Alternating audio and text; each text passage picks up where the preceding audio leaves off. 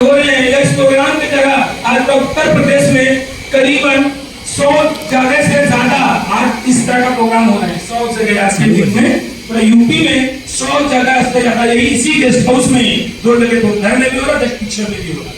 Same programme UP में 100 जगह से ज्यादा प्रोग्राम होता है। उनका वो ऐसे पर्सन का उनका गाइडलाइंस की वजह से, उनका सपोर्ट की वजह से आज मैं आपके सामने बोल रहा हूँ। और जिनके बारे में ऑलरेडी बीच में बताया कि आप लोकल लखनऊ के ही रहने वाले हैं, रहने वाले नहीं हैं, अभी रहते हैं, रहने वाले साउथ के थे, भी लेकिन भी प्रॉपर यूपी के बन चुके हैं, घर भी ले चुके हैं, गाड़ी भी ले चुके हैं, गाड़ी भी हो चुका है, साड़ी भी हो चुका है, सब हो चुका है, करोड़ों का इनकम भी हो चुका है। ये लखनऊ में ही करोड़ों का प्रॉपर्टी बन चुका है। मोहनलालगंज के साइड में ही 1.5 करोड़ का प्रॉपर्टी जमीन परचेज कर चुके हैं।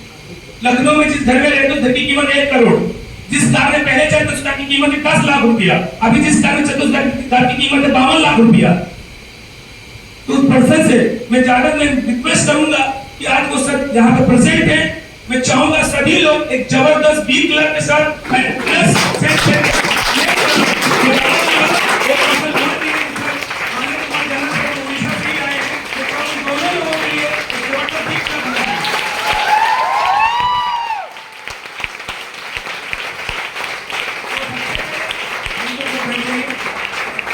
रिक्वेस्ट करूंगा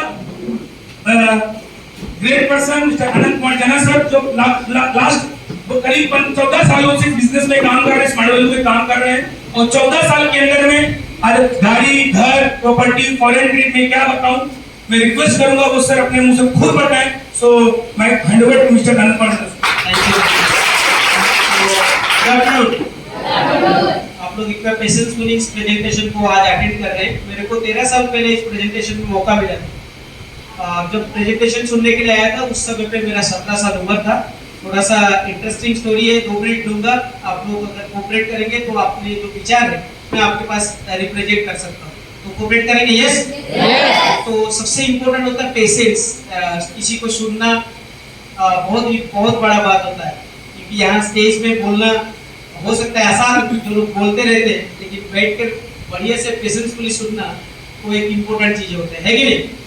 सो फ्रेंड्स, मैंने जब 17 साल में इस प्रेजेंटेशन को सुना था तो मेरे एक सीनियर सर जो आज यहाँ पर प्रेजेंट है, आई एम वेरी फॉर्चुनेट, वहाँ पे मेरा उस समय पे मेरा पॉलिटेक्निक का पढ़ाई हो रहा था, तो उन्होंने मुझे कहा कि पूरा प्रेजेंटेशन देखने के बाद अगर आप एक इंसान हो तो आप इस प्रोजेक्ट में आ सकते हो। मैंने कहा मैं तो इंसान ही हूँ, हम सब इंसान है कि नहीं? Yes sir. तो मैंने बोला आप पढ़े लिखे इंसान हो तो आप इस प्रोजेक्ट में आ सकते हो। मैंने बोला सर मैं तो इंसान ही हूँ, पढ़ा लिखा भी हूँ, तो मैं डेफिनेटली आ जाऊंगा।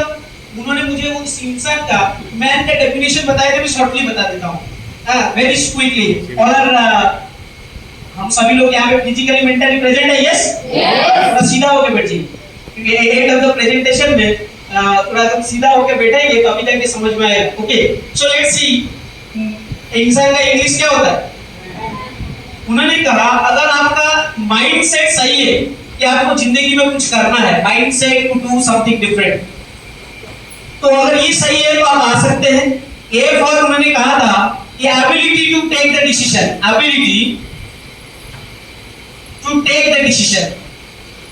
आप अगर एक डिसीजन लेने में काबिल हो, मतलब आप एक डिसीजन ले सकते हो और आपको सच में नीड है, तो ये प्रोजेक्ट आपके लिए। अदरवाइज आपने पूरा प्रेजेंटेशन देखा, सोचो कि हम भूत क्या देखा, कि एक भूत का पिक्चर देखा या हॉरर मूवी देखा, यहाँ जाने के बाद हम यही सोचेंगे ठीक है खत्म हो गया। तो उस पर्सन कोई और नहीं थे। I am very fortunate enough, हमें आपके साथ आज में हम लोग एक साथ में स्टेज पे खड़े हैं। He is none other than our Vasudev Ranjan.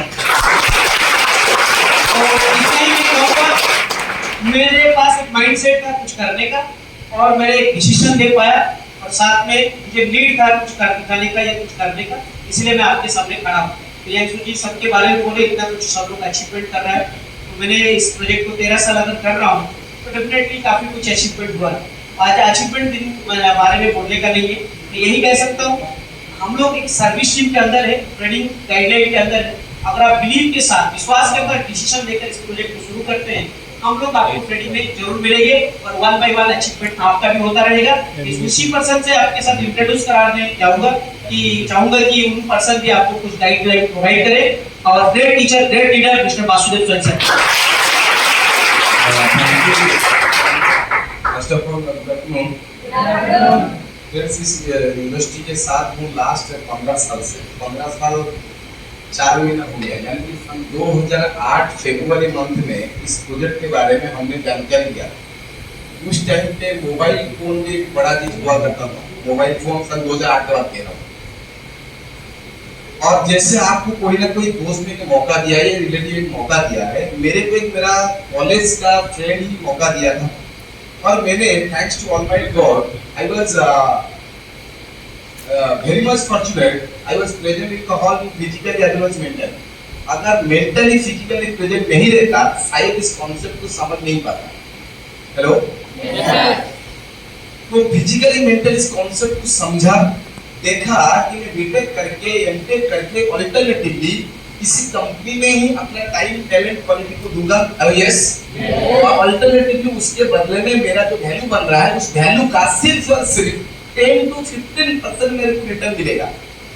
इस बात को प्रैक्टिकली समझने की कोशिश करिए। किसी इंसान का अगर सैलरी चाहे व्हाटएवर में भी तो क्वालिफिकेशन सैलरी अगर 50,000 रुपया है, इतना दावे के साथ हम कह सकते हैं वो काम करके देगा 5 लाख रुपया।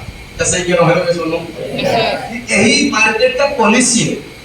तो मैंने एक चीज को इस यहाँ पे बैठे बैठे रियलाइज किया कि मैं बीटेक करने के बाद एमटेक करने के बाद अल्टरनेटिवली जहां पे भी टाटा में रिलायंस में जहां पे भी जॉब करूंगा, मेरा क्वालिटी का जो वैल्यू है उसके हमको 10 to 15% मिलेगा। और अभी तो पढ़ाई 2 साल बाकी है, 3 साल बाकी है।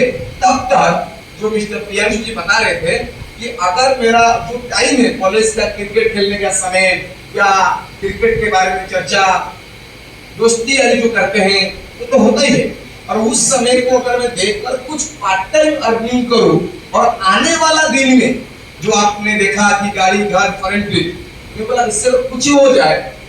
हेलो, तो प्रैक्टिकल एक्सपीरियंस हो जाएगा। आगे अगर समझ में आया टाइम कंपाउंडिंग साइंस तो कैरियर बनाऊंगा। ट्रस्ट मी फ्रेंड्स, मैंने शुरुआत में कभी नहीं सोचा था इसमें हम अपना कैरियर बनाऊंगा। मैंने इसलिए आया था कुछ पार्ट टाइम अर्निंग हो जाएगा। पिताजी को जो हर महीना 2,000-2,500 रुपए मांगना पड़ता है वो मांगना नहीं पड़ेगा। और सपना था एक छोटा सा मोबाइल फोन, सपना था एक बाइक हो जाए। कॉलेज का कई सारे दोस्तों मेरा बाइक लेकर आते थे, उनके पास मोबाइल फोन हुआ करता था, मेरे पास मोबाइल फोन नहीं था। मैंने देखा यहाँ पे तमाम लोग मोबाइल फोन बाइक लैपटॉप लिया है, तो मेरा उतना हो जाए तो अच्छा रहेगा। तो मैंने एक चीज को रियलाइज करके जो अमाउंट देने का बात आया तो मिडिल क्लास फैमिली तो नहीं बोलूंगा, एकदम गरीब क्लास फैमिली। आज अभी प्रियांशु बता रहे थे, मैं बैठे बैठे वो सुन रहा था और मैंने रियलाइज कर रहा था जब जब उस घर के अंदर जाता हूँ कभी मौका मिले आप मेरे उधर जो विला है बंगलो उसमें आ सकते हैं। मैंने जब जब उस घर के अंदर एंट्री करता हूँ नेम प्लेट को देखता हूँ, लिखा गया है वासुदेव स्वाइन श्री कृष्ण निवास, स्मार्ट वैल्यू का ब्रांड लिखा है। तो जब जब उस बंगले के अंदर एंट्री करता हूँ तो मैं फील कर पाता हूँ कि यही लड़का से 15 साल पहले मेरे को आज भी याद है, मिट्टी का घर हुआ करता था। बारिश का पानी जब गिरता था हम बहन और हम माता जी लोग हम लोग मग्गा और बर्तन रखते थे। गांव में मिट्टी का घर था, तो उस परिवार से बिलोंग करता था। वहां पे जाके बोला कि हमको पढ़ाई के साथ साथ अर्निंग का फैसिलिटी मिला है और मैं यहाँ पे कुछ कर सकता हूँ। तो स्पेशल मिडिल क्लास फैमिली में आप लोग भी जानते होंगे कुछ भी चीज करने से पहले वो 2-4-5 लोग का सलाह लेते हैं। कैसे ही करो नहीं बताइए। आप अगर कॉमर्स पढ़ेंगे साइंस पढ़ेंगे वो आपके डिसीजन से पहले पिताजी मामा को पूछेंगे, मौसा जी को पूछेंगे। यही होता ही नहीं होता है, अक्सर मिडिल क्लास फैमिली यही होता है। आपका शादी के लिए घर वाले रिश्तेदार लोग जाके फाइनल करते हैं, अक्सर यही होता ही नहीं होता है। माता जी क्या सही बोल रहा हूँ, आपका शादी आप उस टाइम पे तो कोई देखने नहीं जाता था, अब तो देखने जाते हैं कम से कम। उस टाइम पे शादी फिक्स हो गया, आप शादी का दिन में एक दूसरे को देख रहे हैं। माता जी सही बोल रहा हूँ, यही होता। और आज भी कहीं ना कहीं मिडिल क्लास फैमिली में यही चलता है। तो मेरा पिताजी गांव के टीचर को पूछे जिनके पास हम स्टैंडर्ड 3, 4, 5 तक पढ़ता था, वो बोले अभी वो पढ़ाई कर रहा है, पढ़ाई में ध्यान दे। यही वर्ड था मेरी बात याद है, वो सब चक्कर में मत पड़े। हेलो, अब तब तो इंटरनेट इतना सुविधा भी नहीं था, कैफे तो घर से कम 40 किलोमीटर दूरी में, और मैं चाह कर भी दिखा नहीं सकता था। लेकिन मैंने जाके रियलाइज किया था, चीज को देखा। तो पिताजी बोले बेटा ये सब अभी सब लोग मना कर रहा है, सब चक्कर में मत पड़े। अच्छा प्रॉब्लम कहाँ पे था? पैसा। मामा को मांगा जा रहा है, मामा मना कर रहे हैं, मौसा को मांगा जा रहा है, मना कर रहे हैं। क्यों मना कर रहे हैं? वो बोले क्या जरूरत है? बोला बेटा का भी थोड़ा एडमिशन के लिए पैसा चाहिए, और किसमें पढ़ा पैसा करेगा ना, कंप्यूटर कोर्स नहीं करेगा, कुछ बोले कुछ कमाएगा। बोले नहीं नहीं नहीं, ये सब चक्कर में अभी ना डालो। हेलो, वो मेरे को डिसीजन, मैं तो डिसीजन नहीं लिया था उस दिन, लेकिन 3 से 4 दिन लगा पिताजी को कन्विंस करने के लिए, माताजी को कन्विंस करने के लिए। हेलो, फाइनली रियली मैं प्रभु जगन्नाथ जी को बहुत मानता हूँ, हमारा डिसीजन जगन्नाथ जी को बहुत लोग मानता है, बड़ा भाई या फिर एक परिवार का सदस्य माना जाता है वहाँ पे। तो मैं बस भगवान को दिल से बोला था किसी हालत में इतना बड़ा मौका मिले, एडमिशन हो जाए। तो माता जी कन्विंस होकर किसी तरह पापा को कन्विंस कराए, और पापा मेरे को प्यार से नहीं देते, गुस्सा में पैसा दिए थे, कहीं से कुछ अरेंज करके गुस्सा में, और फोन से मैं पैसा लेकर निकला था, क्योंकि पैसा मेरे हाथ में नहीं मिला था, फेंका गया था मेरे ऊपर। ले ले, सब लोग मना कर रहा है, उसके बावजूद भी वो एक लोग का लड़का है बोलते, मम्मी को बोलते, घर में हंगामा करके यही कर रहा है, ले ले बर्बाद कर ले। और मैंने पैसा उठा के बिना, आंखों में आंसू था 2 चीज के लिए, इसको लेकर जाऊंगा, कैरियर बनाऊंगा, दूसरा था पिताजी हमको जो चैलेंज दिए हैं उस चैलेंज को एक्सेप्ट करना है। हेलो सोनो, और दोस्तों मैं घर से निकला था और इस सिस्टम, ट्रेनिंग सिस्टम का अटेंड करके काम करता रहा। पहला